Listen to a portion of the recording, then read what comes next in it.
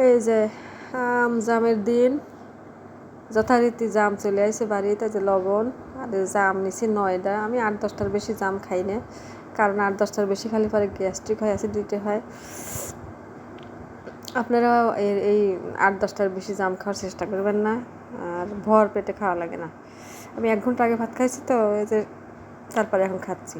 লবণ দিয়ে চাটকাচ্ছি সুন্দর করে, একবারে মানে স্ম্যাশ করে নেবো আর কি।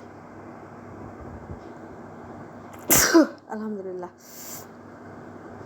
চাটকানো হয়ে গেছে প্রায়। এখন আমি একটা কাঁচামরিচ দেবো। কাঁচামরিচ না দিলে আসলে জাম খাওয়ার স্বাদই বোঝা যায় না। এই যে সেরকম করে চাটকায় নিচ্ছি কাঁচামরিচ, সবুজ মরিচ। চাটকা ঝাল হওয়া লাগবে, ঝাল হলে পরে তাহলে ঝাল আর লবণ ঠিক মতো হলে পরে তারপর জামের স্বাদ, আসল স্বাদ বোঝা যায়। সুন্দর করে চাটকায় নিয়ে এখন খাবো। এই যে খাইয়ে নিছি। এখন এই যে এই রসটুকু হচ্ছে সবচাইতে বেশি মজার, টেস্টি। আমাকে আঙুল দিয়ে ভরে ভরে খাই, আর সেই মজা রস।